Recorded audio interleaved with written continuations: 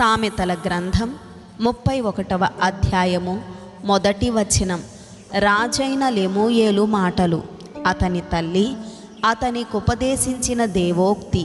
నా కుమారుడా, నేనేమందును? నేను కన్న కుమారుడా, నేనేమందును? నా మ్రొక్కులు మ్రొక్కి కనిన కుమారుడా, నేనేమందును? 3వ వచనం. నీ బలమును స్త్రీలకియ్యకుము, రాజులను నశింపజేయు స్త్రీలతో సహవాసము చేయకుము. 4వ వచనం. ద్రాక్షరసము త్రాగుట రాజులకు తగదు, లెమూయేలు, అది రాజులకు తగదు. మద్యపానాసక్తి అధికారులకు తగదు. 5వ వచనం. త్రాగిన ఎడల వారు కట్టడలను మరతురు, దీనులకందరికీ అన్యాయము చేయుదురు.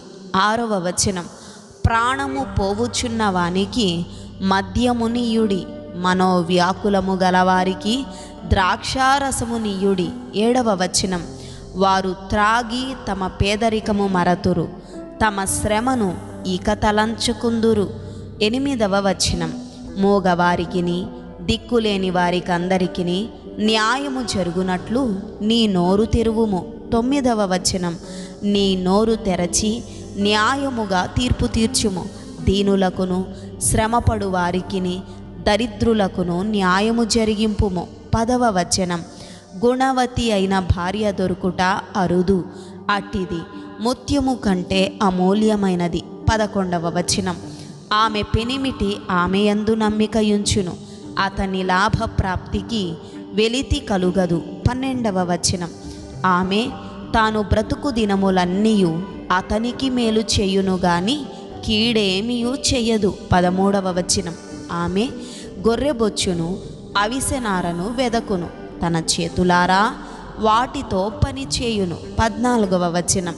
వర్తకపు ఓడలు దూరము నుండి ఆహారము తెచ్చునట్లు ఆమె దూరము నుండి ఆహారము తెచ్చుకొనును. 15వ వచనం. ఆమె చీకటితోనే లేచి తన ఇంటి వారికి భోజనము సిద్ధపరచును, తన పని కత్తెలకు బత్తెము ఏర్పరచును.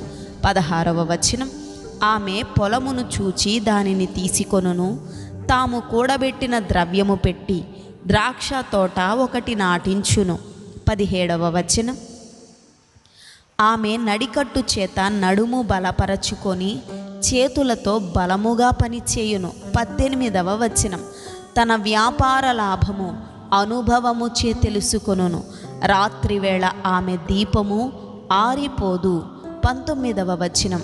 ఆమె పంటెను చేత పట్టుకొనును, తన వ్రేళ్లతో కదురు పట్టుకొని వడుకును. 20వ వచనం.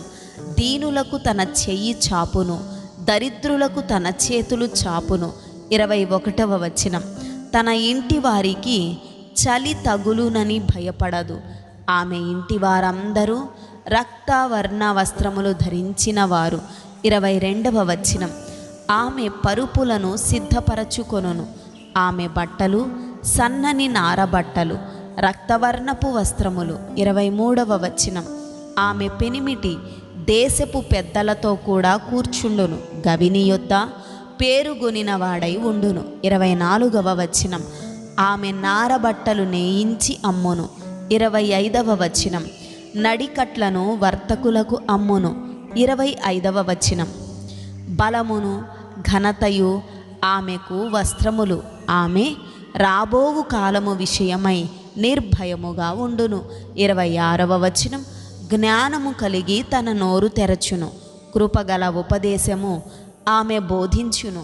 27వ వచనం. ఆమె తన ఇంటి వారి నడతలను బాగుగా కనిపెట్టును, పని చేయకుండా ఆమె భోజనము చేయదు. 28వ వచనం. ఆమె కుమారులు లేచి ఆమెను ధన్యురాలందురు.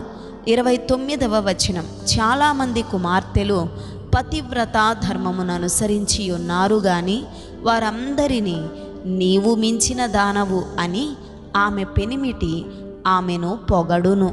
30వ వచనం. అందము మోసకరము, సౌందర్యము వ్యర్థము, యెహోవా యందు భయభక్తులు కలిగిన స్త్రీ కొనియాడబడును. 31వ వచనం.